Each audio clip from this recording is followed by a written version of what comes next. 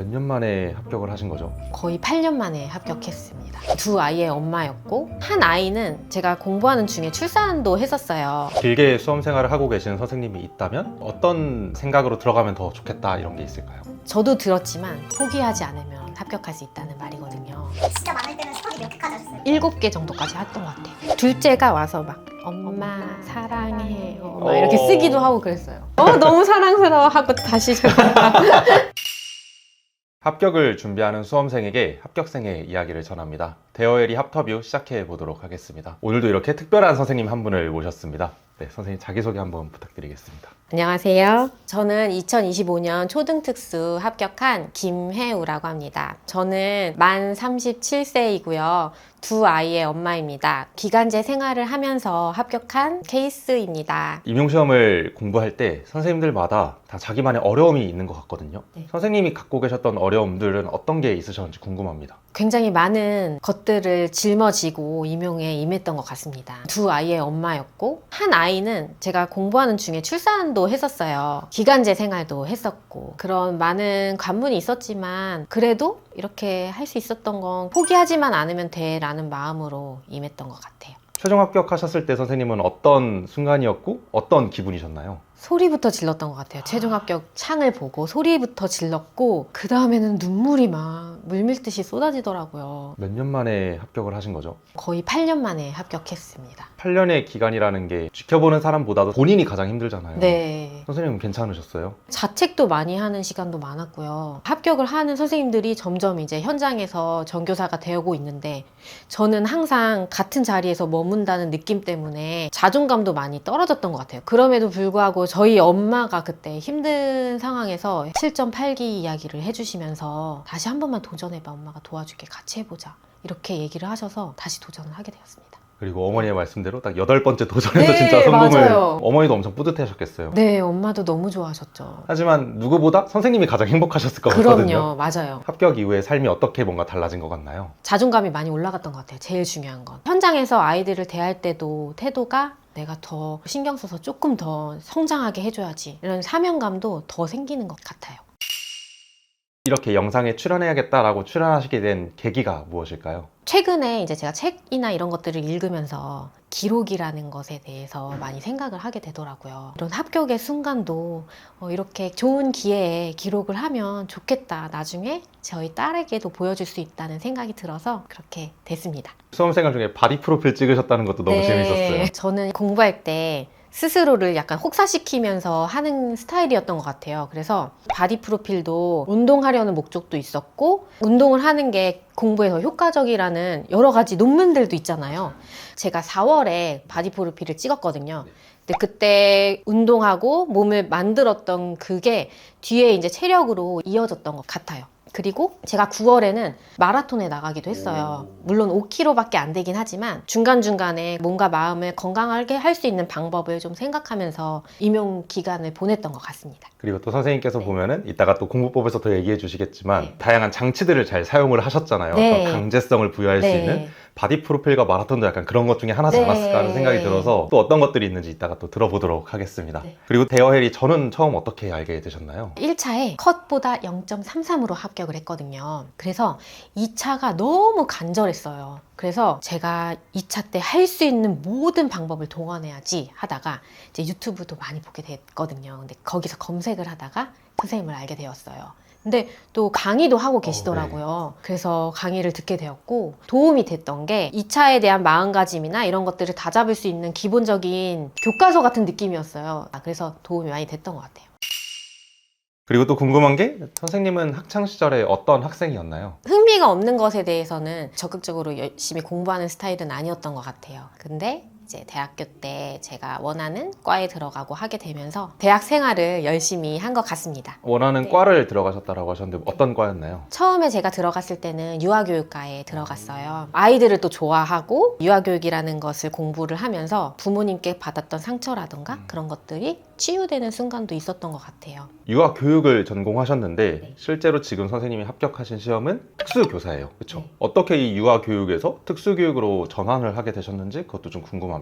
제 친척 언니 중에 특수 교사를 하시는 분이 계세요. 네. 그래서 제가 대학에 들어갈 때 염두를 해두고 들어갔고 복수 전공을 이제 선택을 하게 됐어요. 처음에는 그래도 유치원 임용을 보는 게 좋지 않을까라는 생각을 했었어요. 제 본 전공이다 보니까. 그런데 열심히 했다고 생각했는데 1차까지는 붙었지만 2차에서 떨어지는 경험을 한번 맛보고 나서 한 번 더 열심히 공부하면 되겠다라고 생각을 하고 그 전보다 더 많은 공부 시간을 확보하고 열심히 했는데 그 해에도 1차마저 잘 안 되는 상황이 벌어진 거예요. 그때 초등학교에서 아이들을 가르치고 있었는데 교감 선생님께서 제가 유치원 임용을 준비한다고 하니까 유치원도 좋지만 초등특수로 한번 해보는 건 어떠냐. 제가 사실 초등특수 임용 준비를 하지 않았던 이유가 초과정에 대한 부담감 때문이었어요. 초과정이 굉장히 방대하고 1학년부터 6학년까지의 교육과정을 다 암기해야 하고 유치원보다 훨씬 많은 과목들이 있었기 때문에 이 공부를 내가 할 수 있을까? 라는 문턱이 굉장히 높게 느껴졌는데 교감 선생님께서 조금 지지를 해주시더라고요. 할 수 있다고. 한번 해봐라 이렇게 얘기를 해주셔서 도전을 하게 됐습니다. 그 선택을 지금은 어떻게 생각하세요? 잘한 선택이라고 생각하시나요? 결론은 합격을 했으니까 네. 네, 잘한 선택이라고 생각합니다. 저는 처음 그렇게 빨리 붙어서 공부를 시작해야 할 사람이 있다고 하면 어떤 말을 해주고 싶나요? 이 직업을 길게 봤을 때 내가 더 맞는 거 그것을 선택하는 게 가장 좋다고 생각합니다. 다행히 저는 특수 쪽으로 기간제를 계속 해왔기 때문에 이 직업이 나한테 정말 맞지 않았으면 도전 안 했을 것 같아요. 근데 그동안 해왔었을 때 나름대로 성취감도 있었고 뿌듯함도 있었기 때문에 도전을 할 때 요소가 되지 않았을까 싶습니다. 그럼 이번에는 이제 1차 공부법을 본격적으로 들어보려고 하는데요. 오랜 시간 동안 공부를 해 오시면서 선생님만의 공부법을 굉장히 많이 발전시켜 왔을 것 같아요. 그래서 그런 이야기들 한번 들어보도록 하겠습니다. 가장 먼저 선생님의 전공인 특수교과에 대해서 조금 설명을 해 주실 수 있을까요? 초등 특수는 논술과 교육과정 A, B 해가지고 시험이 이루어지는데요. 논술은 이제 특수교육과정과 연계한 문제가 논술로 나오고 교육과정 A, B에는 장특법, 총론 그리고 초등 특수교육과정과 특수교육과정이 같이 주관식 문제로 출제가 됩니다. 유아, 초등, 중등이 있다라고 할 때 초등 중에서 초등 특수라는 전공의 임용시험을 보신 거죠. 네, 유아 특수, 초등 특수, 중등 특수 이렇게 세 가지로 나뉘는데 저는 그 중에서 초등 특수를 보게 되었고 초등 교육 과정을 같이 해서 특수교육학과 같이 공부를 하였습니다. 그럼 선생님만의 어떤 공부법을 한 문장으로 표현한다면 뭐라고 할 수 있을까요? 사람들에게 의존한 공부법. 왜냐하면 제가 독립형 학습자가 아니라 장의존형 학습자였기 때문에 제가 의무적인 장치를 좀 만들어 놓으면 좋지 않을까라는 생각이 들어서 여러 가지 스터디를 가입을 해서 그 선생님들께 누가 되지 않는 사람이 되기 위해서 제가 노력을 하게 되더라고요. 같이 공부하는 그런 분위기를 만들어내기 위해서 서로 학구적인 분위기를 만들고 서로 으쌰으쌰해서 공부 열심히 하자, 마인드 컨트롤하는 그런 시간을 가졌던 것 같아요. 진짜 많을 때는 스터디 몇 회까지 하셨어요? 7개 정도까지 했던 것 같아요. 그러니까 매일 하는 스터디도 거의 3, 4개는 있었던 것 같아요. 뭐 장특법 맨날 봐야 되니까요. 암기도 요일별로 올려야 되고 문제 내기 같은 경우도 5문제씩 월, 화, 수, 목, 금 영역별로 나눠가지고 올리는 스터디도 했고요. 제가 제일 유용했던 스터디 하나는 대면 스터디였어요. 선생님들끼리 만나서 하는 스터디였는데 그 스터디 할 때 기출 문제를 중심으로 했는데 처음에는 영역별로 돌리고 그 후에는 연도별로 돌렸는데 영역별로 돌릴 때 한 영역을 지체장애, 뭐 시각장애 하면서 이제 돌린 거예요. 근데 그때 이제 기출 문제를 보면서 그 개념은 무엇이지? 이거 단계는 뭐야? 이렇게 하면서 문제에 나올 때마다 그렇게 툭툭 던지는 질문에 내가 이걸 모르고 있었네? 라는 것도 알게 되고 이 기출에서 다른 선생님들이 봤던 포인트들도 선생님들이 질문하는 걸 통해서 알 수 있었고요. 그래서 그게 굉장히 많이 도움이 됐어요. 게다가 이제 구어로 서로 이야기를 하다 보니까 내가 말로 설명을 할 수 있어야 이게 공부가 비로소 된 거라 그게 굉장히 많이 도움이 된 것 같아요. 그리고 효과도 제일 좋았고. 네. 그래서 이렇게 선생님께서 그런 강제적인 어떤 스터디라는 환경을 되게 잘 세팅을 해주셨고 그중에서 대면 스터디가 가장 효과적이었다라고 말씀을 해주셨어요. 또 그러면 그렇게 뭔가 선생님의 합격에 있어서 주요하게 작용했던 게 기출을 중심으로 공부하는 전략이라고 말씀을 해주셨는데 그게 어떤 건지 한번 설명해 주실 수 있을까요? 저는 시작할 때부터 기출 문제를 봤던 것 같아요. 기출 문제를 처음부터 막 자세히 풀어보는 것 아니라 그 기출에서 언급하고 있는 개념이 무엇인지부터 파악해서 그 기출에 있는 개념을 암기하는 게 우선이었던 것 같아요. 일병행이고 육아도 해야 되니까 시간이 없다 보니 기출에 있는 개념을 먼저 암기를 해보고 거기를 중심으로 뻗어나가는 식으로 공부를 했습니다. 기출로 공부를 하고 싶은 사람이 있다라고 한다면 어떤 방법, 어떤 흐름으로 하면 좋겠다라고 추천해 주실 수 있을까요? 처음에는 영역별로 보는 방법을 추천드려요. 왜냐하면 나는 처음에 공부를 할 때 그 개념에 대해서 잘 알고 있는 상태가 아니기 때문에 영역별로 어떤 문제들이 나왔는지에 대해서 내 머리로 이렇게 마인드맵으로 구성을 먼저 해보고 그 다음에 연도별로 돌리는 것을 추천드립니다. 그럼 선생님께서 강의는 안 들으셨나요? 기본 강의는 들었어요. 특수교육학 강의랑 그리고 초과정 강의를 2가지를 들었습니다. 근데 그 2가지도 모고는 듣지는 않고 기본 이론 강의와 심화 이론 강의까지 들었습니다. 강의보다는 조금 기출을 선택하신 거고 모의고사도 풀기보다 뭔가 안 풀기를 선택하신 것 같은데 그런 계기가 있었을까요? 저는 사실 기본 이론을 들으면서 충분히 복습할 시간이 없다고 생각을 했어요. 근데 그때 기출에서 어떤 부분이 더 부족하다는 것을 더 생각을 했고 모고를 풀기보다는 기출에 있는 문제들을 한 번 더 풀고 그거와 관련된 것을 공부하자는 생각으로 공부를 했습니다. 기출 분석을 할 때 내가 개념을 정확하게 이해했는지 확인하는 과정이 너무 중요한 것 같고 암기한 개념을 키워드로 잘 인출하고 있는지를 포인트를 잡는 게 매우 중요하다고 생각해요. 키워드를 인출한다는 게 어떤 뜻이에요? 어떤 개념이 있으면 그 개념에 대한 중요 포인트 단어들이 있잖아요. 꼭 네. 들어가야 되는 단어들을 넣으면서 이야기를 하면 내가 답지를 쓸 때도 그 키워드를 넣어서 이야기를 하기 때문에 그 개념을 더 명료하게 나타낼 수 있기 때문에 어차피 저희 시험은 주관식이잖아요. 사실 채점할 때도 키워드를 많이 본다고 하더라고요. 그래서 키워드를 내가 인출을 꼭 할 수 있는지 좀 체크를 하는 연습이 필요하다고 생각합니다. 선생님도 혹시 막 청킹 이런 거 하셨어요? 네, 했습니다. 네. 그거는 교육학과 전공 다 하셨어요? 네. 암기에는 청킹만큼 좋은 게 없더라고요. 빨리 암기할 수 있는 가장 좋은 방법이 청킹이에요. 단순하게 막 10개 이렇게 외워가는 게 아니라 네. 막 이론만 하면 300개, 500개 이래버리니까 청킹으로 묶어놓으면 꺼낼 때 그 오류가 확실히 주는 것 같아요. 맞아요. 또 갑자기 궁금한 게 네. 선생님이 아까 스터디를 되게 많이 하셨잖아요. 네. 그런 스터디를 구하고 싶은 사람은 어디서 구하면 돼요? 특수 선생님들 같은 경우에는 특꿈이라는 특수교사를 꿈꾸며라는 다음 카페가 있어요. 그래서 그 카페에 선생님들이 많이 스터디를 구하시거든요. 글을 많이 올리세요. 저도 안 구해지면 제가 직접 글을 올리기도 하고 해서 구했습니다. 그러면 선생님과 같은 또 성향을 가진 선생님들께 내가 이건 해봤는데 이 방법은 정말 추천하지 않습니다. 할 만한 게 또 있을까요? 스터디 구성원 선생님들을 만났는데 이 선생님이랑 어떤 부분에 있어서 맞지 않다고 생각이 되면 정중하게 양해를 구하고 나오는 게 현명한 방법인 것 같아요. 왜냐하면 그걸로 마음 고생을 하면은 그거에 또 에너지를 쏟기 때문에 제가 또 집중을 할 수 없잖아요, 공부에.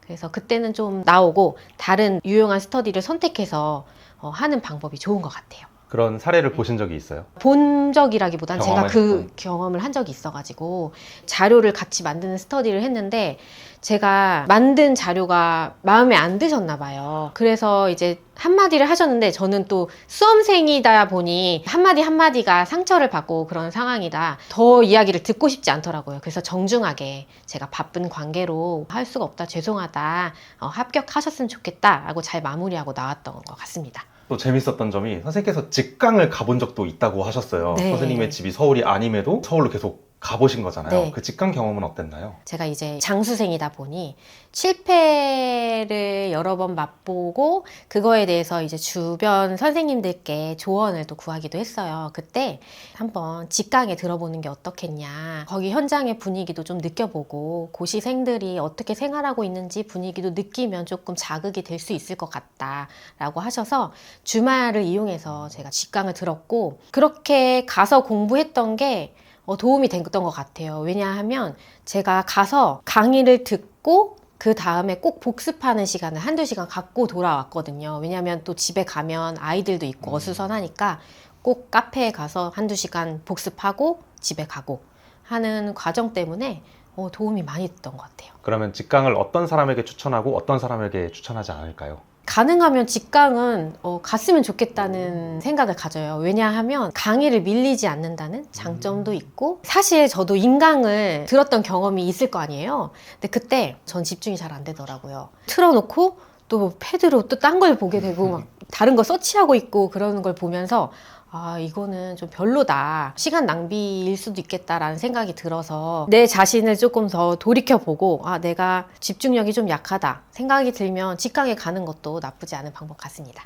강제 공부 장치들을 되게 네. 세팅을 잘 하셨네요. 네. 그 중에서 효과적이었던 게 대면 스터디랑 네. 직강도 그중 하나일 수도 있을 것 같고 네.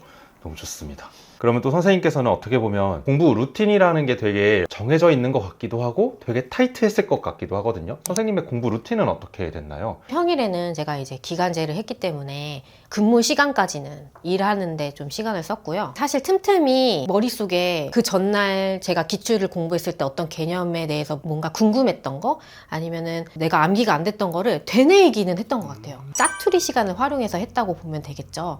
퇴근하고 나서는 캠스터디를 이용을 했다고 했잖아요. 그래서 그 캠스터디에 인증을 하기 위해서 일단은 자리에 앉아서 캠을 켜놓고 공부를 시작했던 것 같아요. 평일에는 그렇게 캠스터디를 이용해서 앉아서 공부하는 상황을 만들었고 주말에는 직강에 가서 공부를 한 다음에 복습하고 오고 그런 시간으로 보냈던 것 같습니다. 정말 세팅을 잘 하셨네요. 네. 그러면은 평일에 그렇게 캠스터디 하는 시간은 몇 시부터 몇 시였어요? 선생님들마다 캠스터디 시간이 자율이었는데 이번 주는 뭐 1시간은 꼭 인증하자 뭐 이렇게 목표치는 정해놓고 그 안에서 뭐 2시간 이상을 하던 3시간 이상은 하던 자율로 했고요.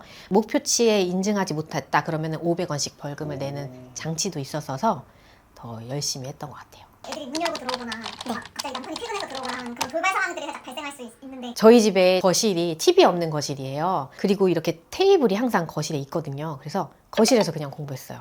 패드로 캠을 켜놓고 있기 때문에 왔다 갔다 해도 뭐 그냥 저는 이렇게 공부하고 그렇게 하지 않으면 시간이 다 소비가 되는 거예요. 애들 케어하는데. 그래서 나 공부하고 있어. 그러면은 애들이 좀 눈치 보면서 덜 하더라고요. 뭘 해달라고 하는 걸. 그래서 그렇게 했어요. 집에서. 선생님 공부하고 있을 때 애들도 막 옆에 와서 갑자기 책 보거나 막 그러기도 하나요? 네. 둘째가 와서 막 엄마 사랑해 막 이렇게 쓰기도 하고 그랬어요. 너무 귀엽다. 그럼 한번 이렇게 쓰담쓰담 해주고. 네. 너무 사랑스러워 하고 다시 그리고 과거에 선생님께서 약간 그렇게 기간제 근무를 안 하고 공부에만 전념하는 전업하는 수험생을 해보려고 시도도 해봤다고 했는데 맞나요? 네, 맞아요. 한 1년간 공부를 하려고 기간제를 일부러 안 한 적이 있었는데 제가 이제 아침에 늦잠을 자거나 하면 그때부터 이제 저한테 자책이 되고 또 이 공부에 일정한 루틴이 있어야 되는데 그게 형성이 잘 안 되더라고요. 아, 저는 공부만 하면 안 되겠다. 차라리 아침에 뭔가 일찍 일어날 수 있는 뭔가를 해서 시간을 조금 단축해서 효율적으로 사용할 수 있는 방법을 쓰자 했던 게 이제 기간제 병행이었던 것 같아요. 그리고 선생님께서 좀 재밌었던 게 스스로를 되게 유리 멘탈이다라고 네. 말씀을 해주셨어요. 네. 저희가 볼 땐 되게 강해 보이시는데 네. 어떤 점에서 유리 멘탈이라고 생각하셨는지 궁금합니다. 제가 계획된 대로 행동을 하지 않으면 굉장히 저를 자책하고 나는 또 안 될 거야 라는 생각을 많이 하게 됐는데요. 제가 유리 멘탈이라는 것을 느끼게 되고 난 다음에는 오히려 더 할 수 있는 작은 장치들을 만들어서 조금씩 성취해 나가는 그런 단계로 공부를 했던 것 같아요. 스터디 같은 것도 네. 어떻게 보면 오늘도 출석 성공했다. 네. 오늘 학원도 수강했다. 네. 이런 식으로 뭔가 그런 성공 경험들을 계속 쌓으셨던 거네요. 네. 그런 걸로 내 유리 멘탈을 극복을 하려고 많이 노력을 했던 것 같습니다. 수험생한테 좀 중요한 게 이런 수험 생활에서의 어떤 멘탈 관리도 정말 중요한데 네. 시험장에 앉아있을 때 그 멘탈 관리도 정말 중요한 것 같아요. 아, 네네. 선생님만의 어떤 방법이 있었을까요? 호흡법을 실천했던 것 같아요. 제 호흡을 길게 내쉬고 길게 내뱉으면 심신의 안정이 오더라고요. 그렇게 길게 호흡하면서 시험지를 나눠줄 때까지 기다리고 난 잘 할 수 있어 라고 되뇌었던 것 같아요. 따라하기 너무 쉬운 방법이라서 네. 너무 좋은 것 같아요. 네. 그래서 이렇게 선생님께서 1차 공부를 하기 위해서 강제적인 공부 장치들도 많이 마련을 해놓고 환경 속에서 선생님 공부도 하고 마인드 컨트롤도 했어요. 그러고 시험도 딱 치르셨는데 마지막 시험, 그 합격하는 시험은 좀 뭔가 이전과 달랐나요? 올해는 조금 더 달랐던 건 실수가 분명히 있어요. 항상 있었는데 괜찮아. 다른 선생님들도 틀린 부분이 있었겠지라는 생각으로 대담하게 넘겼던 것 같아요. 그렇게 뭔가 담담하게 바뀐 계기가 있을까요? 여러 번 시험을 봤던 경험이었다고 생각해요. 여러 번 실패를 했다 보니 점점 이제 대담해진 것 같아요. 그래, 그럴 수도 있지. 그런 거를 좀 몸소 배웠던 것 같습니다. 이렇게 뭔가 길게 수험 생활을 하고 계시는 선생님이 있다면 어떤 생각으로 들어가면 더 좋겠다 이런 게 있을까요? 저도 들었지만 제 주변에 이야기하는 말이 있어요. 포기하지 않으면 합격할 수 있다는 말이거든요. 임용 시험이라는 게 내가 정말 열심히 했다고 생각했는데도 못 붙는 경우도 있거든요. 그럼에도 불구하고 내가 포기하지만 않으면 나의 때는 분명히 있다라고 이야기를 해주고 싶어요. 1차 시험을 이렇게 무사히 잘 완수하셨고 이제 2차 시험을 준비하는 시기가 왔을 것 같아요. 네. 2차 시험은 몇 번 정도 혹시 준비를 해보셨을까요? 3번 정도 준비를 했던 것 같아요. 한 번은 유치원 임용이었고요. 네. 2번은 초등특수. 이번에 2차 그러면 초등특수를 이제 준비하시면서 2차 시험은 이렇게 하는 거구나 하고 깨달으신 게 혹시 있으실까요? 2차의 문제에서는 정해진 모범 답안은 없다는 거. 2차 준비를 하면서 제 주변에 선생님들이 많이 계시다 보니까 관리자분들께도 많이 조언을 구했고 그분들이 많이 면접관으로 많이 들어가 계시는데 그분들이 하시는 말씀이 다 똑같은 말만 한다. 너만의 색깔을 좀 찾아라. 그게 고득점의 길이라고 이야기를 하셨거든요. 그래서 모범 답안은 없고 내가 내 답을 찾아가는 게 가장 좋은 방법인 것 같습니다.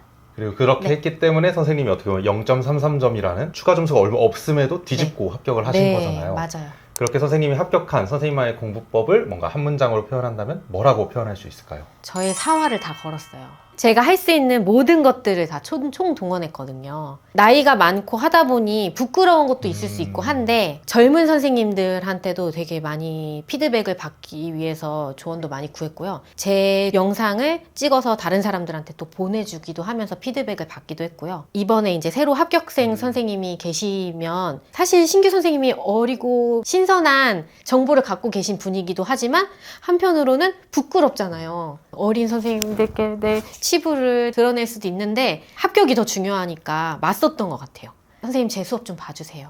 피드백 해주세요. 그래서 얘기해 주시는 거 다 적어서 고치려고 노력했고 많은 분들이 하시겠지만 2차 준비하실 때 수업 실현 같은 경우 제 영상 다 찍어서 어떤 말투, 어떤 습관들이 있는지 이게 사실 고치기가 지금도 힘들어요. 그런데 많이 고치려고 여러 번 찍고 여러 번 반복했던 것 같아요. 그러면 제 강의가 도움이 되었다고 했는데 네. 제 강의에 어떤 점이 마음에 들었는지 아니면 네. 어떤 걸 활용했는지도 좀 궁금합니다. 일반적인 2차 강의를 들을 때는 모범 답안에 조금 초점이 가는 경향이 있는데 선생님의 강의에서는 제 안에 있는 거를 이끌어낼 수 있도록 강의를 해주시더라고요. 결국에는 제 색깔을 찾을 수 있도록 도움을 주셨거든요.